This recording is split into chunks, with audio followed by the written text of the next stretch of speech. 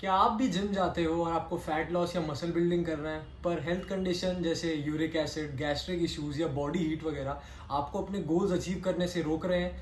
तो ये वीडियो आपके लिए। मैं कोई भी एक्सपर्ट नहीं हूँ, तो मैं आपको कोई मेडिकेशन वगैरह नहीं बताने वाला, या मैं कोई आपको देसी नुस्खे नहीं बताने वाला कि ये करो इससे ऐसा होगा। मैं सिर्फ और सिर्फ डाइट चेंजेस बताऊंगा जो 2 साल के एक्सपीरियंस में मैंने खुद से नोटिस करे, क्योंकि ये सब चीज़ मैं सहता आ रहा हूँ पिछले 2 साल से। जो मैंने देखा है मेरे को क्या सूट करता है या क्या खाना छोड़ा और मेरे को उससे एडवांटेज मिली, मैं आपको वो बताऊंगा ताकि आप भी अपनी डाइट में वो चेंज करके देखो। जैसे कि आप सबको पता है कि मैंने अपनी ट्रांसफॉर्मेशन करी थी, ऑलमोस्ट मैंने 50 केजीज कम किया है, और मैंने ये सारी कंडीशन के साथ ये सब किया। मेरे को भी गैस्ट्रिक इश्यूज हैं, अल्सर थे, बहुत ज़्यादा एसिडिटी, बॉडी एसिड, मतलब उस समय तो मेरी ऐसी हालत थी कि मैं रोटी चावल भी ढंग से डाइजेस्ट नहीं कर पाता था। जब मैंने ट्रांसफॉर्मेशन करी, मैंने सिर्फ और सिर्फ हार्डली रोटी चावल आलू नारियल पानी और फ्रूट्स खा के अपनी ट्रांसफॉर्मेशन करी थी। प्रोटीन तो बहुत दूर की बात है।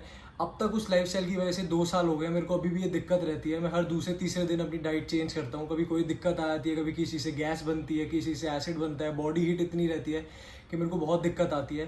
पर चेंजेस करता रहता हूँ मैं, क्योंकि रुकना नहीं है। अगर रुक जाऊँगा तो चेंज कभी आ ही नहीं पाएंगे, क्योंकि उस टाइम अगर उस मोटे बच्चे ने इतने अपने आप को चेंज करा उस हालत में, तो मैं अब तो नहीं रुक सकता ना, क्योंकि पहले से धीरे धीरे बेटर हो रहा है। पर हाँ, जैसे ही अभी गर्मी का टाइम है, चीज़ें दिक्कत देती है। अब मुश्किल से चिकन भी मेरे से नहीं खाया जा रहा।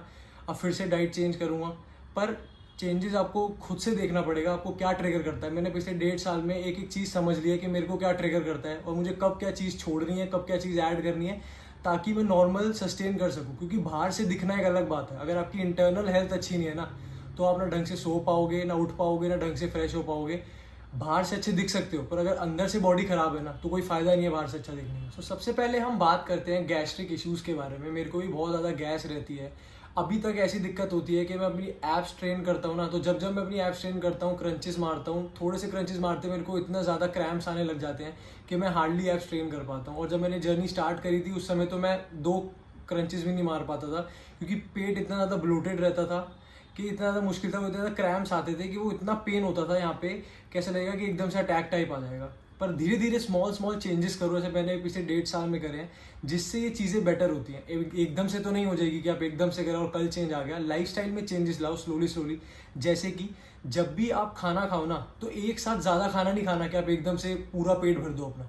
स्मॉल फ्रीक्वेंट मील्स खाओ। जब भी खाना खाओ, धीरे धीरे चबाकर खाओ। जितना ज़्यादा आप चबाकर खाओगे ना, वो उतना ज़्यादा ईजिली डाइजेस्ट होगा। दूसरी चीज़, जब भी आप पानी पियो तो हमेशा ना घूट घूट पानी पियो। एकदम से बहुत सारा पानी नहीं पीना, उससे भी एयर जाती है, तो उससे भी बॉडी में गैस बनती है। और दूसरी चीज़ मैंने देखी है, च्युइंग गम्स। बहुत सारे लोग कहते हैं च्युइंग गम खाते रहो, जॉलन वगैरह बनेगी ना, उतना कोई फ़ायदा देती भी नहीं, और उससे ना गैस फॉर्मेशन भी बहुत होती है आपके स्टमक में। तो उस चीज़ का भी आप ध्यान रखना। और मैंने ना एक बहुत ज़्यादा प्रॉब्लम देखी है। पहले जब मैं भी यही करता था, खाना खाया और एकदम से हम लेट जाते हैं, ऐसा नहीं करना चाहिए। जब से मैंने ये सीखा है, खाना खाओ, उसके बाद ना थोड़ी वॉक कर लो। आप चाहे घर में ही वॉक कर लो। मैंने आपको वीडियो में भी दिखाया, मैं घर में ही वॉक करता रहता हूँ। खाना खाया 10-15 मिनट वॉक कर लेता हूँ, और कम से कम 1.5-2 घंटे बाद बेड पे लेटता हूँ।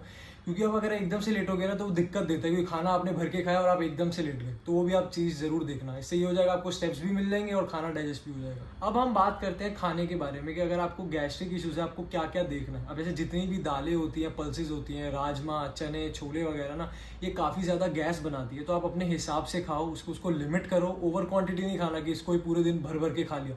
लिमिटेड में खाओ, ताकि आपको गैस कम से कम बने। दूसरी चीज़, वेजिटेबल्स। जैसे जो वेजिटेबल होती है, जैसे कॉलीफ्लावर हो गई, कैबेज हो गई, क्यूकम्बर हो गए, और अपना ये मटर वगैरह हो गए, इसमें भी ना बहुत ज़्यादा गैस बनती है। तो आप ये देख के खाना, इतनी लिमिट में खाओ ताकि आपको ज़्यादा गैस भी ना बने, और आपको ये, अगर आप ये खाओ भी तो एक लिमिट तक खाओ, ताकि वो आपको इरिटेट ना करे। जितने भी जो हाई फैट डेयरी प्रोडक्ट्स होते हैं ना, ये सब भी बहुत ज़्यादा गैस फॉर्मेशन करते हैं। तो उसकी जगह आप क्या कर सकते हो, जितने भी लो फैट वगैरह होते हैं, जैसे मैं भी अपनी हर वीडियो में दिखाता हूँ, मैं डबल टोन मिल्क पीता हूँ, या तो आप फैट फ्री पी सकते हो, या तो ग्रीक योगर्ट वगैरह खा सकते हो। और अगर आप पनीर वगैरह भी ना, मैं भी क्या करता था पहले, जब मैं पनीर यूज़ करता था, क्योंकि जो बाहर वाली पनीर होती है ना, वो काफ़ी हैवी होती है, तो मैं घर में ही डबल टोन का जो मिल्क होता है, वो घर में ही बनवा लेता था मम्मा से पनीर, ताकि वो फैट भी कम रहे और आपको अपना रिक्वायरमेंट भी पूरी हो जाए। तो जैसे कि हमने बहुत जगह देखा है कि जब आप अच्छा हेल्दी ईटिंग करते हो, तो रॉ वेजिटेबल सैलेड्स वगैरह खाते हैं। पर ना, इसका ना एक दिक्कत ये है कि जो रॉ वेजिटेबल्स होती है ना, वो बहुत ज़्यादा गैस फॉर्मेशन करती है। मैंने भी अपने टाइम पे देखा कि स्टार्टिंग में बहुत ज़्यादा अमाउंट में सैलेड वगैरह खा रहा था, पर ना वो और ज़्यादा मेरी गैस बना रही थी। पर जब से मैंने थोड़ा उसको या तो कूट करके खाया, तो चीज़ें बेटर होती है। अब हम बात करेंगे यूरिक एसिड की। बहुत सारे मेरे भाई लोग थे जिनका मैसेज आया कि हम भी यूरिक एसिड से बहुत परेशान हैं, और मेरे से अच्छा कौन ही बता सकता है। मैं 2 साल से परेशान हूँ। मेरे को भी बहुत ज़्यादा जॉइंट्स पेन रहता था यूरिक एसिड की वजह से, एंकल में पेन रहता है, टोज में पेन आ जाता है, अभी भी रहता है कि अगर मैं कुछ उल्टा सीधा खाऊं या डाइट में कुछ ऐसा हो जाए कि एकदम से यूरिक एसिड शूट अप कर जाता है बॉडी में, तो अभी भी पेन आ जाता है। और पहले 1.5 साल में से काफ़ी मेरे को परेशान कर दिया, और काफ़ी ज़्यादा जॉइंट हेल्थ भी इसकी वजह से ख़राब हुई है। सो सबसे पहले मैं इसमें आपको यही बताना चाहूँगा कि जितने भी जो स्पाइसी फूड्स वगैरह होते हैं ना, इसमें मिर्च मसाले होते हैं, ये आपको अवॉइड करने पड़ेंगे। बाहर का जितना भी तला भुना खाना होता है आपको वो अवॉइड करना पड़ेगा। जितने भी ये शुगरी आइटम्स होते हैं ना, इसके अंदर बहुत सारी चीनी, चॉकलेट्स वगैरह होती है, जिसके अंदर आर्टिफिशियल स्वीटनेस वगैरह होते हैं, आपको वो सब हटाना पड़ेगा, क्योंकि वो बॉडी में जाके एकदम से एसिड फॉर्मेशन बहुत ज़्यादा बढ़ा देती है।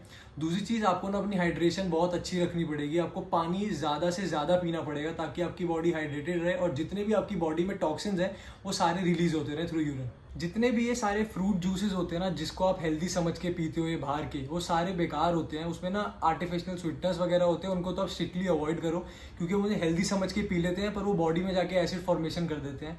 दूसरी चीज़, जितनी भी अचार वगैरह, सोर चीज़ें हो गई, खट्टी चीज़ें हो गई, इनको भी आप अवॉइड करो, ये भी बॉडी में जाके हार्म करती है। जितने भी जो हाई सैचुरेटेड फैट्स वगैरह वाले फूड होते हैं, आपको वो सब भी अवॉइड करने पड़ेंगे। आपको जो रेड मीट होता है, एग योक्स वगैरह होते हैं, आपको ये भी अवॉइड करना पड़ेगा। लीन प्रोटीन खा सकते हो, जिससे आपको ऐसे एग वाइट्स हो गए, चिकन ब्रेस्ट वगैरह हो गए, ये आपको हेल्प करेंगे आपकी प्रोटीन रिक्वायरमेंट पूरी करने के लिए भी, और इससे आपको दिक्कत भी नहीं आएगी। मेरे केस में मेरे को ये लगता है कि जो टमाटोज होते हैं और स्पिनच वगैरह होते हैं वो भी मेरे को दिक्कत दे रहे थे, तो इसलिए मैं वो भी अवॉइड करता हूँ। मैं बिल्कुल भी नहीं खाता। आपको ये खुद देखना पड़ेगा। आप किस दिन मॉनिटर करना ये टमाटो या स्पिनच वगैरह खा के, अगर आपको लगता है कि डिस्कम्फर्ट वगैरह हो रहा है, तब आप इस पर डिसाइड कर सकते हो कि आपको अवॉइड करना है, आपको खाना है। और रही बात, अब क्वेश्चन आता है फ्रूट्स पे ना, देखो ये भी सब्जेक्टिव है, क्योंकि बहुत सारे फ्रूट्स जो होते हैं ना, उनमें जो फ्रक्टोज लेवल होता है वो हाई होता है।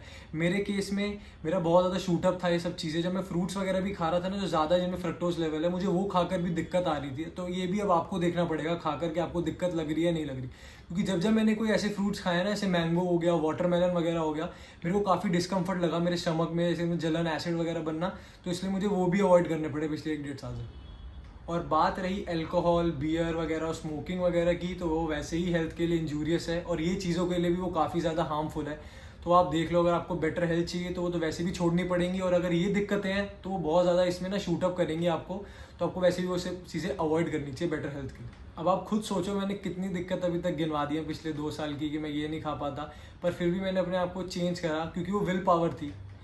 और मैं आपको भी यही बोलूँगा, अगर आपको इनमें से थोड़ी सी भी दिक्कत है ना, तो आप बहुत सारे मैसेज आते हैं कि नहीं हम नहीं कर पाएंगे, हम ये कैसे करेंगे, तो मैं आपके सामने हूँ। अगर वो बंदा भी कर सकता है, मैं इरिटेट भी होता हूँ बहुत बार, ऐसा नहीं है, क्योंकि यार आप खुद सोचो इतनी दिक्कत आएगी, हर चौथे दिन अगर आपको सोचना पड़े मैं फिर से डाइट बनाऊंगा, अब ये नहीं सूट कर रहा, अब ये नहीं कर रहा, ये खाऊंगा तो ये हो रहा है, तो वो मेंटली आता है। पर विल पावर होनी चाहिए कि अब करना है तो करना है, या तो रो लो, या तो एक्सक्यूज़ देते रहो, या तो लगे रहो।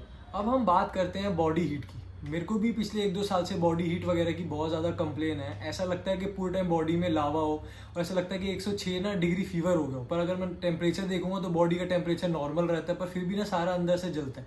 तो ये कंडीशन होती है बॉडी हीट की। जब बॉडी बहुत ज़्यादा अंदर से हीट बना रही होती है ना, तो आपका अंदर से जो इंटरनल टेम्परेचर होता है वो काफ़ी ज़्यादा बढ़ जाता है, तो आपको ऐसा लगता है कि आपको इंटरनल फीवरिश हो रहा है और काफ़ी ज़्यादा बॉडी वीक लगती है। इसके अंदर ना आपको ऐसे सारे फूड्स अवॉइड करने हैं जो आपकी बॉडी में जाके ना एक्सेसिव हीट वगैरह बनाते हैं। जैसे मेरे केस में ये, अगर मैं कोई भी प्रोटीन सोर्स वगैरह खाता हूँ, क्योंकि ना जो प्रोटीन सोर्स होता है जब वो आपके स्टमक में जाता है तो ना उसका थर्मिक इफेक्ट होता है, जब वो डाइजेस्ट होता है तो वो हीट वैसे ही बढ़ा देगा। अब मैं कुछ भी अगर प्रोटीन सोर्स खाऊं, जैसे एग्स हो गया, चिकन, वे प्रोटीन, तो इतनी ज़्यादा गर्मी बनने लग जाती है, और वैसे भी अब समर का टाइम है, बाहर ही इतनी ज़्यादा हीट है, तो मेरे लिए बहुत मुश्किल हो जाता है। मैं 50 ग्राम चिकन भी अब मेरे लिए मुश्किल हो रहा है खाना। बट इसका यही उपाय है कि आपको ना चीज़ें छोड़नी पड़ेंगी, क्योंकि या तो आप एक गोल देख लो मेरे को ये करना है, या तो अपनी इंटरनल हेल्थ देख लो। तो मेरी प्रायोरिटी तो इंटरनल हेल्थ रहेगी, चाहे रिजल्ट 1 साल के या 2 साल या 4 साल बाद आ जाए। तो मैं आपको यही बोलूँगा, आप भी अपनी इंटरनल हेल्थ को पहली प्रायोरिटी मानो, क्योंकि अंदर से सही रहोगे तभी मेंटली भी सही रहोगे। क्योंकि आपको पता है जो स्टमक होता है ना, वो सबसे मेन होता है। अगर आपका एक दिन भी स्टमक खराब रहता है ना, आपको पता है आपका पूरा दिन खराब जाता है, क्योंकि स्टमक से ही आपका ना माइंड सेट भी बिगड़ जाता है। लोग डिप्रेशन भी रहते हैं अगर ढंग से फ्रेश ना हो, पूरे टाइम इरिटेट रहते हैं, स्किन क्वालिटी खराब रहती है। पिछले 1-2 साल से ये सब सह रहा हूँ, इसलिए मैं समझ सकता हूँ जिनको दिक्कत होती है, जो मेरे को मैसेज करते हैं।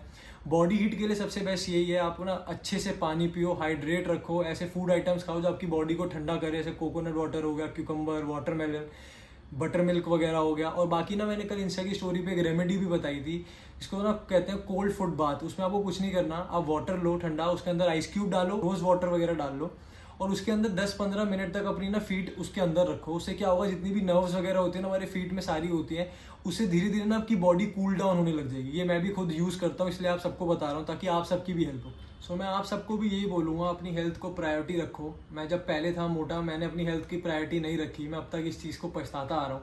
2 साल हो गए हैं, मेरी अभी भी ये दिक्कतें सॉल्व नहीं हो रही। अभी भी ऐसा लगता है कि मैं वहीं 2 साल पीछे हूँ। जब भी अगर कुछ गलत होता है, बॉडी में हीट वगैरह आती है, पूरे टाइम ये दिक्कत रहती है। 2 साल से सब चीज़ सह रहा हूँ, ना ढंग से डाइजेशन हो पाती, ना ढंग से कुछ खा पाता। अगर कुछ खा रहा हूँ तो कभी गैस बन रही है, कभी यूरिक एसिड बन रहा है, कभी बॉडी में एसिड बन रहा है, कभी हीट बन रही है।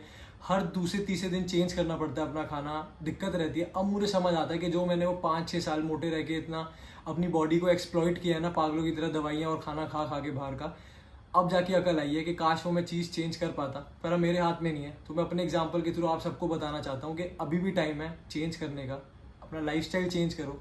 ह्यूमनली जो पॉसिबल है ना, हमारे हाथ में ये जो मैंने करा है, मैंने अपनी लाइफस्टाइल चेंज कर दी। सबने बोला वेट कम कर, मैंने 50 किलो वेट कम कर लिया। अपना खाना पीना चेंज कर दिया, सोना उठना चेंज कर दिया। जितना मेरे हाथ में था मैं सब कर चुका हूँ, पर फिर भी अगर मेरा बॉडी मेरा साथ नहीं दे रही तो मैं कुछ नहीं कर सकता। सोचने के अलावा जितना सोचूंगा उतना पागल हो जाऊंगा। अब मेरे हाथ में ये है, मैं अपना 100% दूँ। रिजल्ट नहीं आते हैं, ज़्यादा से ज़्यादा क्या होगा, रिजल्ट नहीं आ रहे हैं ना, 2 साल बाद आ जाएंगे, 4 साल बाद आ जाएंगे, पर मेरा एम है मेरी हेल्थ को अच्छा रखना, हार नहीं माननी। क्योंकि जब उसने स्टार्ट किया ना, जब वो मोटा बच्चा वहाँ से यहाँ तक ला सकता है, तो मैं अब आके हार नहीं मान सकता। अगर मैंने अब हार मानी ना, तो उसकी जितनी मेहनत है वो सब खराब हो जाएगी। तो मेरे को तो अपना 100% देना है।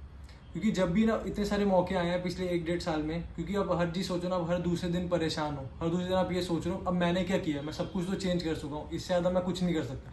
तो ये आपको ना यहाँ हिट करती है, और जितना ज़्यादा यहाँ हिट करेगी ना, आपको उतना ज़्यादा मुश्किल हो जाएगा नॉर्मल चीज़ें भी करने का। क्योंकि अगर हम normal daily to day life में कुछ नहीं कर पा रहे, तो वो काफ़ी मुश्किल और काफ़ी इफेक्ट करेगा आपकी नॉर्मल लाइफ को। जब आप ढंग से सो नहीं पा रहे, ढंग से फ्रेश नहीं हो पा रहे, वो मेंटली इतना ज़्यादा हिट करने लगेगा ना एक टाइम के बाद। तो आप सारे अपने डिसीजन को देखो, अभी भी आपके पास टाइम है। मैं एज अ ब्रदर आपको एडवाइस करता हूँ, कुछ लेट नहीं हुआ है। जब मेरे जैसा वहाँ से यहाँ तक आ सकता है ना, तो ये आप भी आ सकते हैं। हमारे पास 100 रीज़न होते हैं क्विट करने के लिए, पर हमारे पास ना एक रीज़न ऐसा होना चाहिए जो उन सब रीज़न को ओवर शैडो कर दे। जैसे मेरे लिए है कि मुझे जहाँ से मैंने स्टार्ट किया ना, मुझे उस बच्चे को प्राउड कराना है। अब तो इतने सारे लोग हैं, मेरे सारे भाई हैं जो मेरे को देखते हैं, उनको भी इंस्पायर करना है। तो मेरे पास तो कोई अब ऑप्शन है नहीं पीछे हटने का। लड़ूंगा जितना हो सकेगा, लड़ूंगा। जब भी मेरे को ऐसा लगता है ना मैं क्विट करता हूँ, मैं ना अपनी एक ही लाइन सुन लेता हूँ, वो है ये भागवत का सार है कि युद्ध ही तो वीर का प्रमाण है। कौरवों की भीड़ हो या पांडवों का नीड़ हो, जो लड़ सका है वो ही तो महान है। तो ये लाइफ है, ये लड़ाई है, आपको हर दिन लड़ना है। मैं भी अब तक लड़ता आ रहा हूँ, हार मान के कुछ नहीं मिलेगा। या तो रोता रहूँ या तो कुछ कर लूँ, टाइम लगेगा, कोई नहीं। 10 साल बाद तक बॉडी भी नहीं बनेगी ना, पर मुझे पता है मैं 100% हर दिन दूंगा। चैन से सो पाऊंगा कि मैंने अपना 100% दिया। बॉडी बने ना बने वो बात की बात है। तो आप भी इस लड़ाई में आओ, अपने आप को चेंज करो। मैं बस यही बोलूँगा। अगर वीडियो अच्छी लगी हो, आपको पता है क्या करना है, तो अपने आप को चेंज करो, बाकी एंड तक लड़ते रहेंगे।